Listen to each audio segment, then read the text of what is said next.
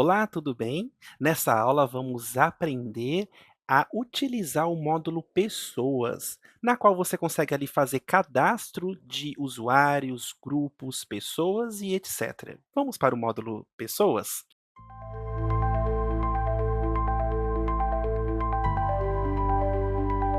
Aqui no seu menu inicial do Switch, você clica em Módulo Pessoas. Você vai notar que existe várias abas, na qual você pode estar configurando esse módulo pessoas. Por exemplo, usuários, grupos, contatos, leads, campos personalizados, importação de contatos e LGPD. Nós vamos aprender o que cada opção, né, cada aba dessa faz dentro do Switch, o que significa, né, quais são as configurações para que venha a funcionar dentro do Switch. A primeira opção seria o módulo ou a aba Usuários. Nessa parte de quadro de usuários, você cadastra ali as pessoas que você deseja, né, acessar o seu sistema do Switch. E isso pode contar como administrador, gestor, supervisor ou operador dentro do sistema, cada um com a sua funcionalidade, com a sua função. Você consegue observar aqui que já tem alguns cadastros realizados dentro dessa opção de pessoas, na qual você consegue ver o nome da pessoa, o ID da pessoa, o e-mail que está cadastrado essa pessoa, o tipo de perfil que essa pessoa tem, se ela é um administrador, gestor, operador, supervisor. Você consegue ver também aqui uma coluna chamada login. Aqui é quando o seu operador ali, né, o seu gestor, enfim, a pessoa que está tentando acessar o switch, ela tenta várias vezes acessar o switch, só que não consegue, e o sistema ele bloqueia o acesso dela.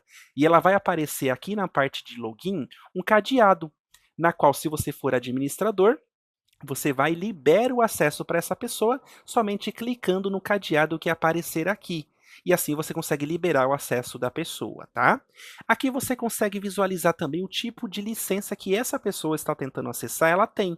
Se é uma licença híbrida ou se ela tem uma licença apenas para voz ou texto dentro do Switch. Hoje nós vamos entender melhor essa questão logo logo, tá?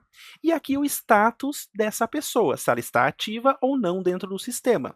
Por exemplo, se ela estiver com status inativo, ela não consegue mais acessar o sistema com aquele login e a senha que ela tem.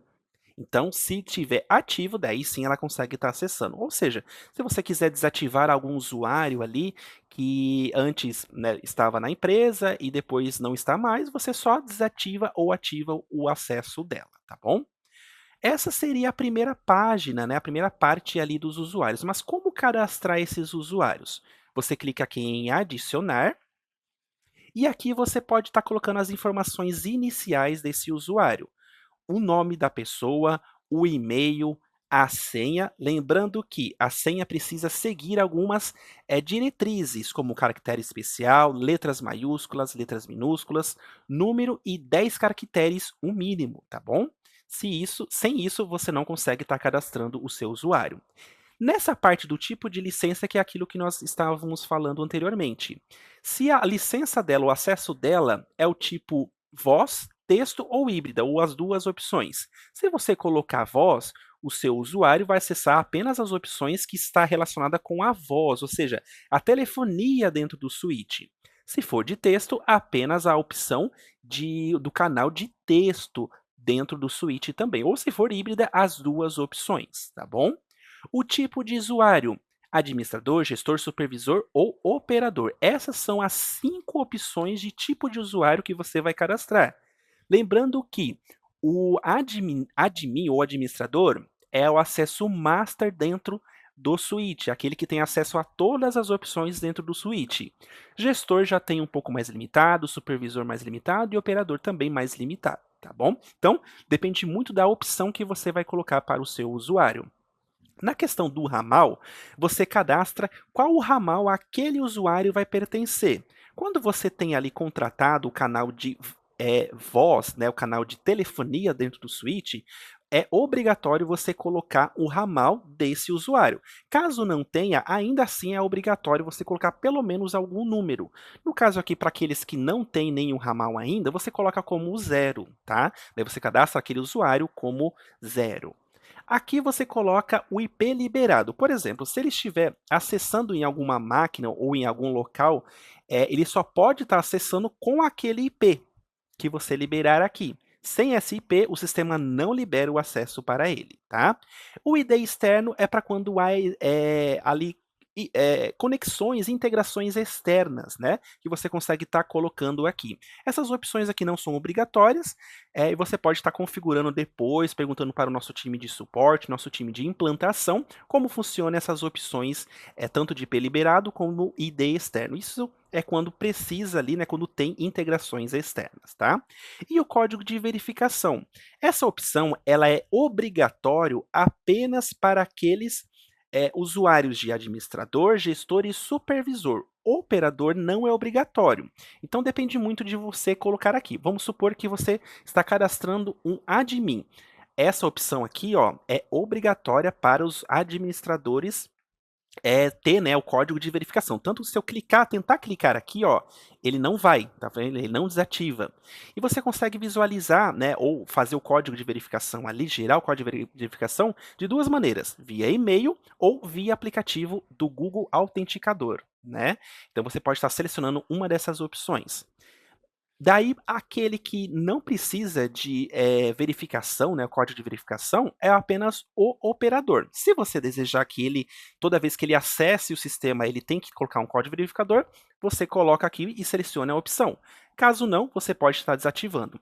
Mas os perfis de admin, gestor e supervisor é obrigatório ter a opção ativada, tá bom?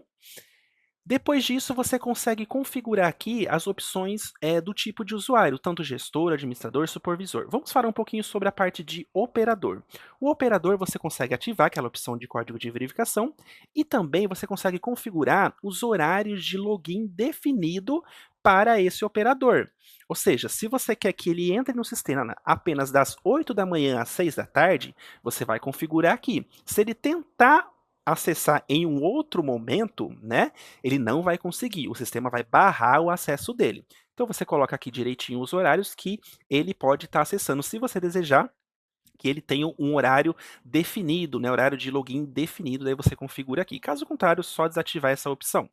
E também você consegue visualizar as filas que esse operador ele vai atender ali dentro do seu sistema do switch. Aqui no caso eu tenho apenas a fila comercial, eu vou selecionar que ele vai atender apenas os chamados da fila do comercial e nenhum outro mais. Então você pode ter essa autonomia, né, de fazer com que ele atenda apenas determinadas filas ou determinados departamentos, tá? Então você pode estar selecionando aqui. Isso vale também para supervisor, né, também você consegue depois configurar isso em um outro local, que a gente pode estar mostrando depois em um outro momento, gestor e supervisor também, tá bom? Aqui você consegue configurar a fila apenas do operador, tá? Então essas seriam as opções iniciais que você coloca aqui para cadastrar um novo usuário. Fazendo isso, você consegue configurar aí aqueles que podem estar acessando o seu sistema. E se você depois quiser até mesmo exportar um arquivo em Excel, em Google Planilhas, para verificar quantos usuários estão cadastrados no sistema, é só você clicar nesse botão aqui, que ele já vai fazer ali o download, né, do arquivo, e você consegue visualizar em uma planilha quantos usuários estão cadastrados dentro do seu sistema. Então, é bem simples, bem rápido, é dessa forma que você consegue configurar e cadastrar usuários dentro da plataforma do Switch.